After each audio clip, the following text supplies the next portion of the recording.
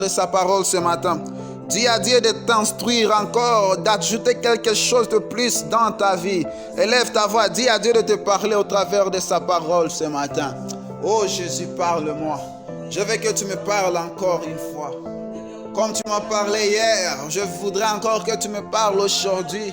Parce que ta parole, c'est une lampe à mes pieds qui m'aide à éclairer là où je vais piétiner, qui m'aide à marcher dans la lumière, qui m'aide à ne pas trébucher. Ta parole me soutient. Ta parole me fortifie. Ta parole m'amène à vaincre. Ta parole m'amène à surmonter les épreuves et de me maintenir serein pour toi, Seigneur Dieu Tout-Puissant. Merci pour ta parole. Merci pour ta parole. Merci d'avoir créé cette chose qu'on appelle la parole, Dieu Tout-Puissant. Car cette parole me connecte de toi. Cette parole m'amène à t'aimer encore plus. Cette parole m'amène à te chercher encore plus. Merci Seigneur Dieu Tout-Puissant. Et pendant que nous voulons, Seigneur, prêcher, nous te prions, Seigneur, que ton Esprit Saint marche avec nous, que ta puissance marche avec nous, que ta sagesse marche avec moi et que tu m'utilises ce matin pour parler à ton peuple ici présent. Dans le nom de Jésus-Christ. Amen. Alléluia. Nous bénissons le Seigneur encore une fois ce matin de nous donner cette opportunité de nous tenir debout et de nous donner encore ce souffle de vie. Et nous avons dit que nous ne voulons pas utiliser ce souffle de vie qu'il nous donne dans des choses qui ne lui rendent pas gloire. Parce que nous sommes appelés, nous sommes des enfants de Dieu. Et ce souffle de vie qu'il nous donne, à chaque fois qu'il faudra l'utiliser, il faudra l'utiliser uniquement pour lui. Parce que nous avons conscience que ce souffle de vie vient de lui. Et nous n'avons aucun pouvoir sur ce souffle pour les retenir.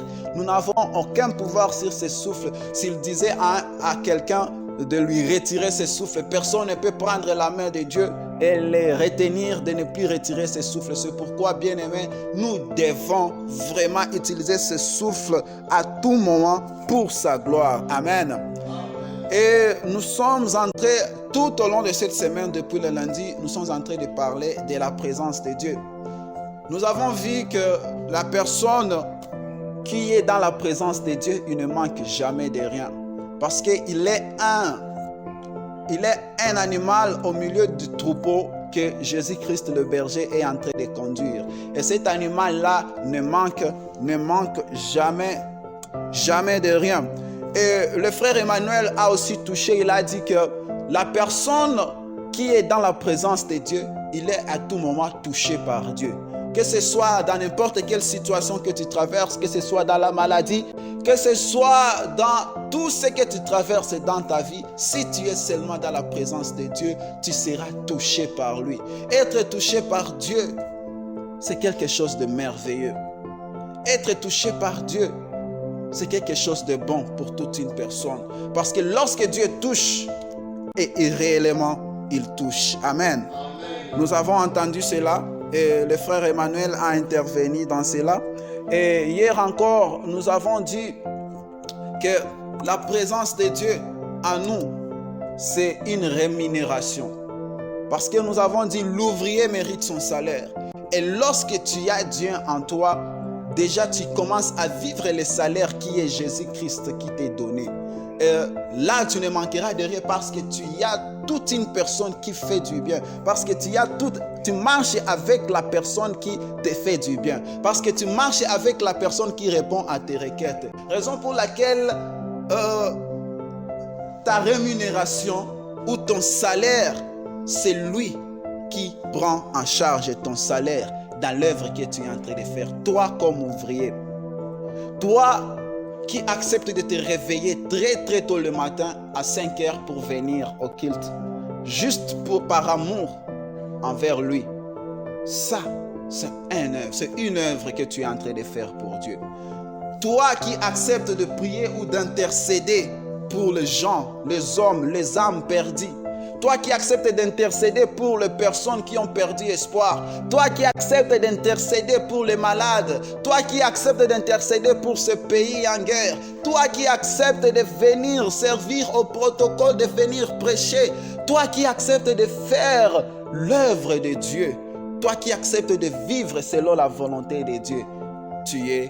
Tu seras rémunéré, tu seras payé parce que tu es en train de faire l'œuvre de Dieu. Toi qui évangélises par tes actes, toi qui évangélises partout là où tu pars, partout là où tu à l'école, je sais pas, à l'auditoire, au travail, par tes actions, par tes actes, par tes comportements, sache qu'un jour, tu seras rémunéré. Sache que ton salaire est là. Et déjà, tu commences à vivre ton salaire ici sur la terre parce que la présence de Dieu en toi te donne tout ce dont tu as besoin pour avoir une vie équilibrée ici sur la terre. Et cette présence de Dieu ne s'arrêtera pas ici seulement sur la terre et il sera maintenant grande et très grande lorsque nous irons dans le ciel, lorsque nous irons dans son royaume et nous allons jouir de sa présence parce que c'est une récompense pour nous. La présence de Jésus ou Jésus lui seul, c'est lui notre récompense. Maintenant ce matin, j'aimerais que nous puissions encore partager dans le même thème qui est la présence de Dieu. Nous allons ouvrir nos Bibles dans les livres de Matthieu chapitre 3. Matthieu chapitre 3 verset 2. Matthieu chapitre 3 verset 2. Je serai vraiment très bref parce que nous allons prier. La parole de Dieu nous dit ceci. Il disait, je vais commencer au verset 1. Chapitre 3 verset 1. En ces temps-là, parut Jean-Baptiste prêchant dans le désert de Judée. Il disait, répentez-vous, car le royaume des cieux est proche. Nous allons aussi lire dans le livre de Hébreux chapitre 12 verset 14. Hébreux chapitre 12 verset 14. La parole de Dieu nous dit ceci. Recherchez la paix avec tous et la sanctification sans laquelle personne ne verra le Seigneur. Sans laquelle personne ne verra le Seigneur. En essayant un peu d'analyser cette phrase qui est rechercher la paix avec tous, il y a une virgule. Il y a aussi et la sanctification. Donc, nous devons d'abord premièrement chercher ces deux choses. La paix avec tous et la sanctification. Cette paix ici, c'est une paix que nous devons avoir avec les gens qui nous entourent. Avec les gens de notre entourage, avec les gens de notre famille. À tout moment, nous devons chercher la paix pour vivre une vie équilibrée, pour vivre en harmonie avec nos proches. C'est pourquoi on nous recommande de rechercher la paix. Mais on nous dit, il n'y a pas seulement la paix, il y a aussi la sanctification que nous devons rechercher.